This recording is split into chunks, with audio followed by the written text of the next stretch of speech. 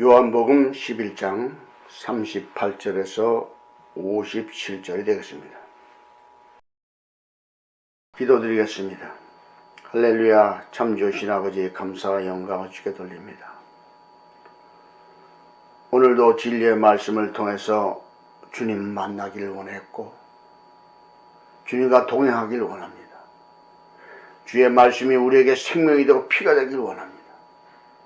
우리의 속사람을 변화시키는 진리의 말씀으로만 역사해 주옵소서. 그래야 모두가 그때 재산과 신부가 될 수 있는 영계를 여시고 마음을 여시고 생명의 문을 활짝 열어 선악을 분별하는 지혜와 계시의 영을 영혼들에게 부어 주시옵소서. 특별히 이 아들에게는 예수 그리스도의 이름으로 복음을 전할 수 있도록 생명의 문을 활짝 여시고 마음의 문을 여시고 주님이 제 속에서 말씀하시면 제가 그 말씀을 대언하여 전하는 전하 듣는 모든 자들이 함께 은혜를 받고 주님을 만나고 주님께 영광을 돌리는 귀한 시간으로만 역사해 주옵소서. 끝없이 흘러넘치는 생수의 강물이 그 복음이 생명이 되어 흘러나올 수 있도록 처음부터 끝까지 주께서만 주관해 주옵소서. 영광의 주를 찬양하며 예수 그리스도의 이름 받들어 기도하옵나이다. 아멘. 나사로의 부활에 대해서 우리가 오늘 영적으로 알아볼 것입니다. 나사로의 부활. 죽어있던 영혼과 육신이 주님의 말씀에 의지하여 부활되는 영적 상태를 보여주신 후에 주님이 자기 십자가를 지고 운명하신 다음에 부활을 다시 한번 보여주게 됩니다. 그래서 우리의 부활이 주님의 부활과 연결이 되어 있고 주님의 부활 때문에 우리가 부활을 할 수 있는 영적인 상태와 조건이 만들어졌다는 것이죠. 하나님의 말씀은 능력이 있는 것입니다. 말만 풍성해가지고는 아무 소용이 없죠. 말씀이 능력이 돼서 권세가 돼서 생명이 돼서 우리 심령으로 들어와서 그 나라와 의를 이루고 구원의 자리로 이끌어 가야만 하나님의 말씀은 살아있는 것이요 강력한 운동력으로 성령의 나타남으로 내 영혼을 생명으로 인도하게 될 것입니다.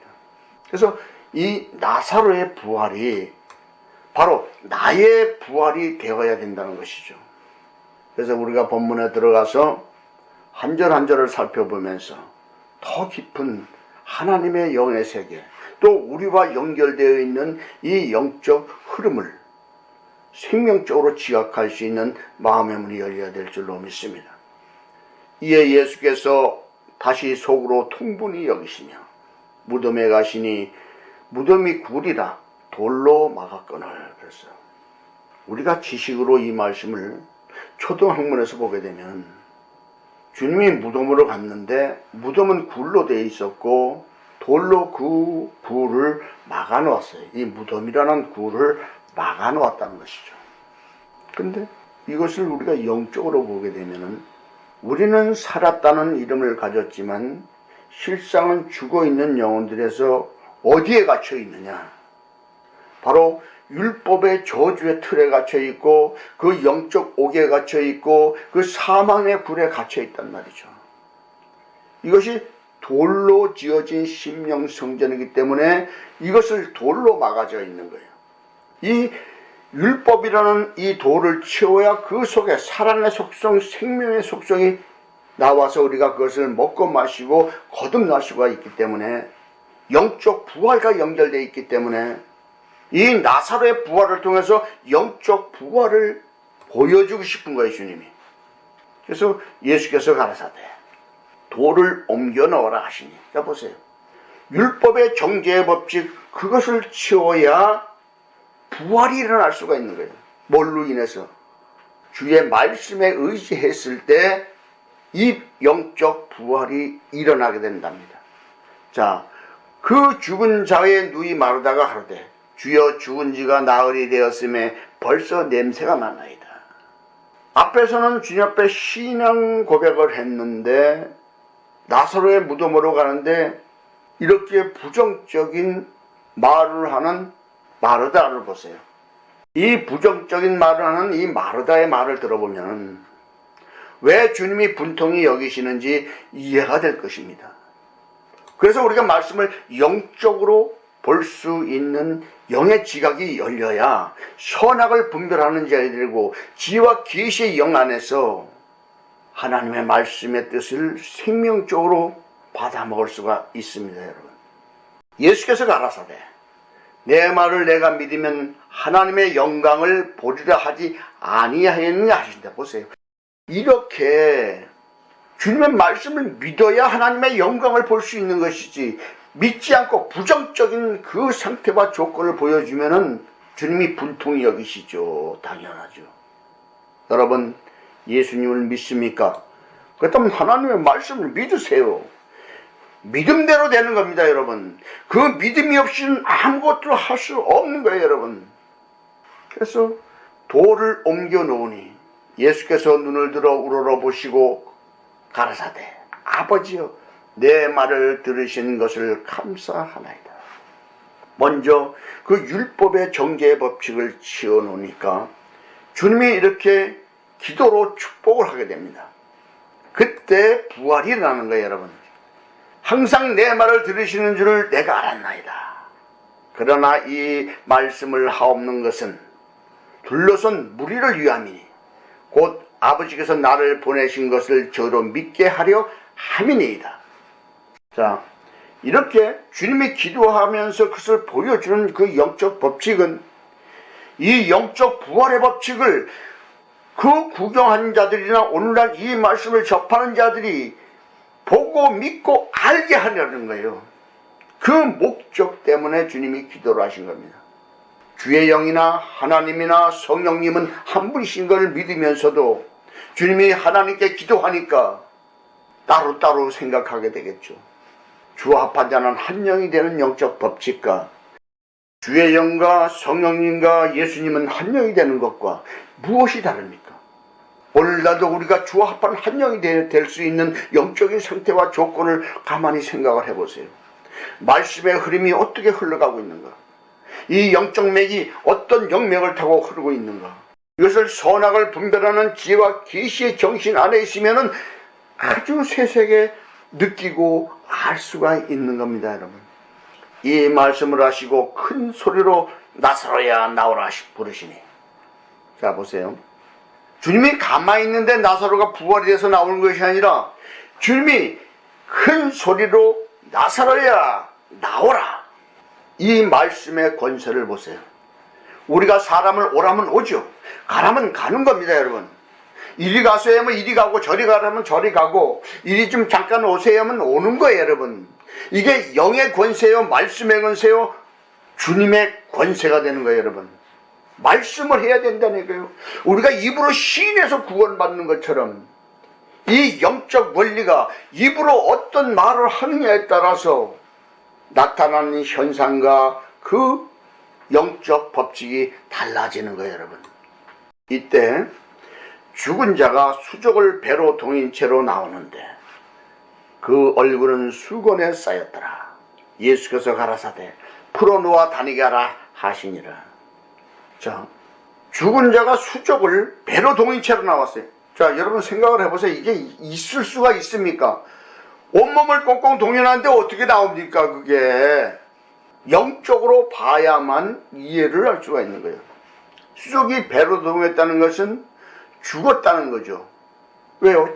오늘 대한민국도 장사질 때 배옷을 입고 막 그러죠. 자, 그런 것처럼 이 죽어있는 영혼들이 영적으로 배옷을 입고 있는 거예요. 그리고 그 얼굴은 수건에 쌓였어. 이 수건이 뭡니까? 갈아지고 사단 마귀를 상징하는 거예요. 성경 말씀을 수건으로 덮어놨죠. 이 사단 마귀를 상징한단 말이죠. 이 사단 마귀, 그 돌로 막아놓은 그 사단 마귀를 치워버려야 부활이 일어나죠. 거듭나죠. 영생이 얻을 수가 있는 겁니다, 여러분. 그래서 예수께서 풀어놓아 다니게 하라. 풀어놓는 거예요. 문자적으로 보면 그 묶여있는 것을 풀어놓는 것이죠. 아니요. 그것은 초등 한번 지식에서 보는 그 율법적인 믿음에서 보는 사건들이고 영적으로 풀어놓는 것이 뭡니까? 자유함을 얻는 것이죠. 그 사망에서 묶여 있었던 것을, 그 수건과 그 배로 동해 놓은 것을 영적으로 풀어버리면 영으로 자유함을 얻습니다. 영적 자유함이 딴 게 아니에요. 그리스도 안에 있을 때 자유함을 얻는 거예요. 예수님이 오라니까 그 나오니까 자유함을 얻는 거예요, 여러분.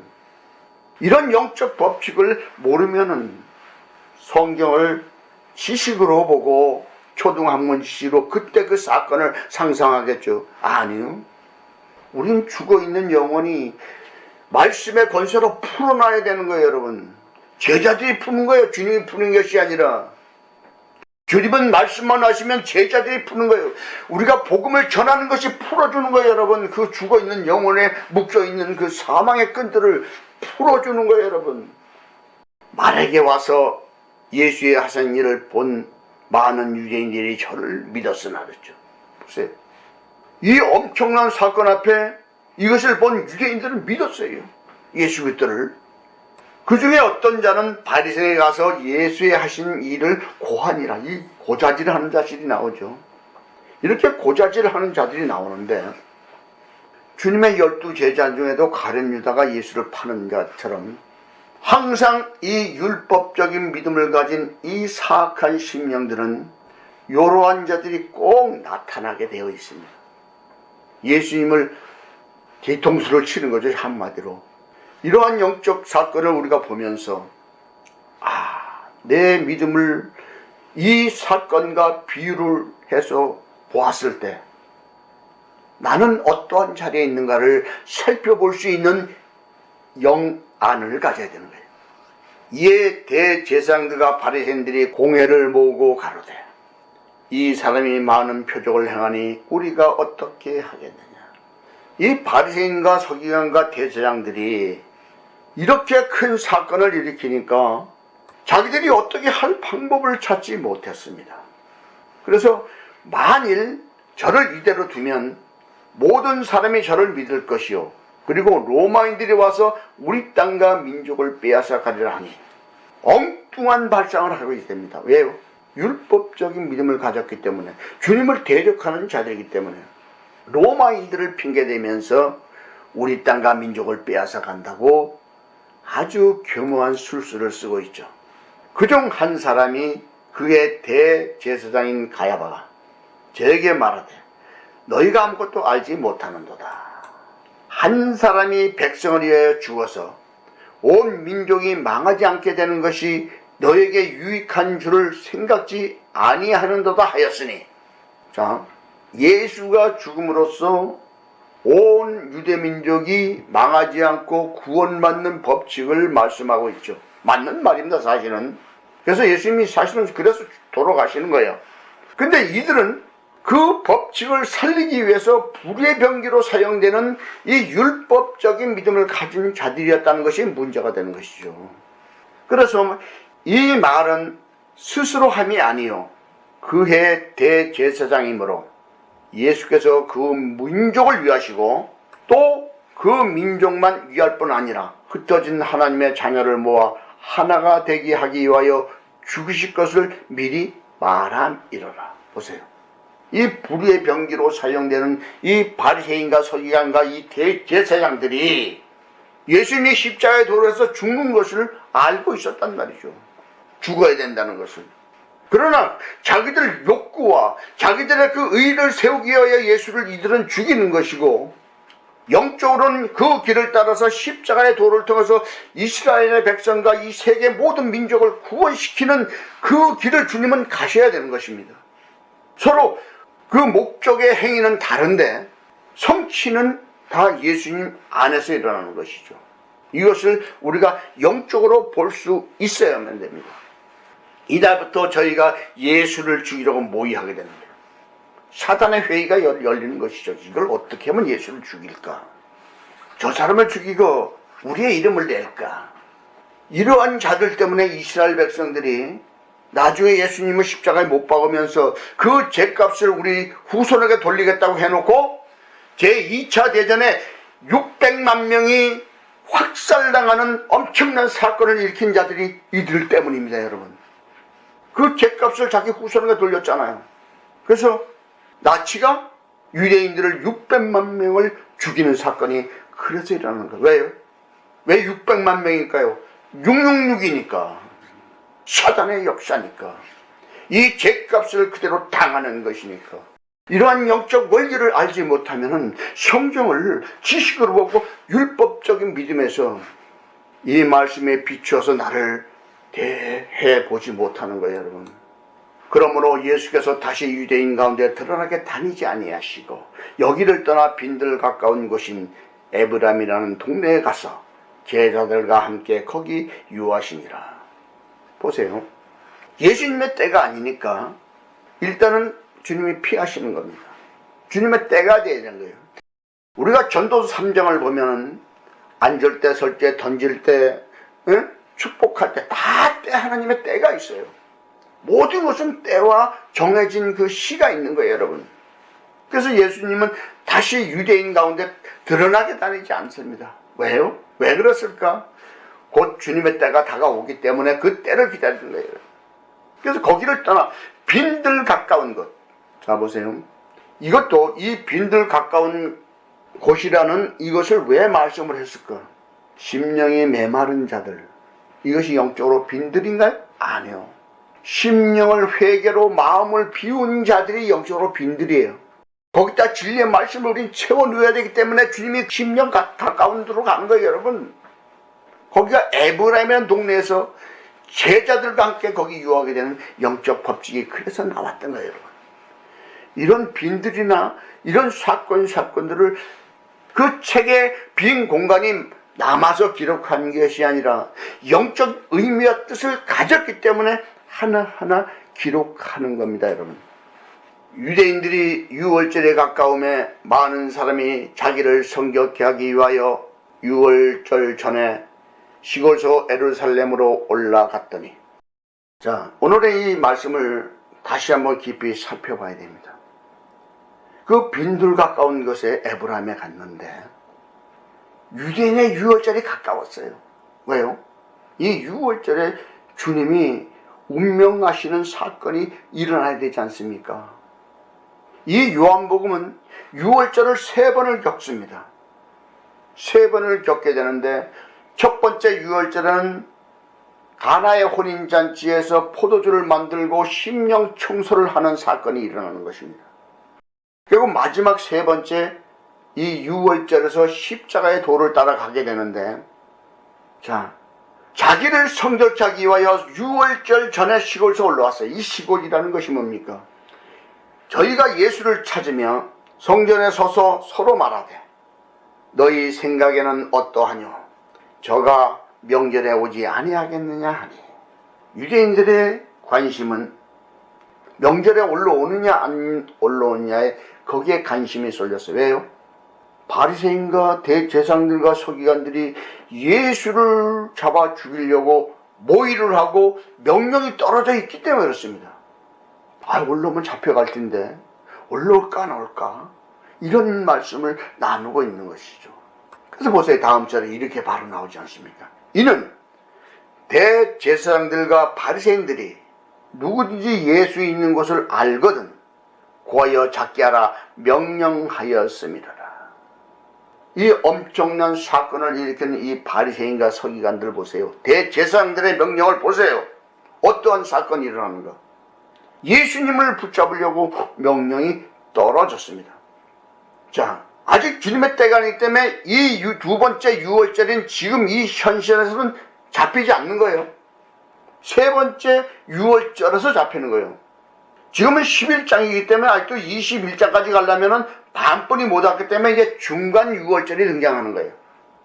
바리새인과 대제사장들이 예수를 잡고자 할지라도 하나님의 때가 아니면 절대 잡히지 않습니다. 이 사건이 그냥 일어나는 것이 아니라 이 3번의 유월절을 겪는 과정에서 구원받을 자와 구원받지 못할 자들이 분별시키는 영적인 사건들이 일어난다는 것이죠. 첫 번 유월절에는 가나의 혼인잔치에서 포도주를 마신 자들을 심령의 청소를 깨끗하게 해주고, 두 번째는 복음 전파와 죽은 자를 살려내는 사건 속에서 일어날 것이고, 세 번째는 자기 십자가를 지는 마지막 성찬으로 가서 십자가의 도를 완성시키는 거예요, 여러분.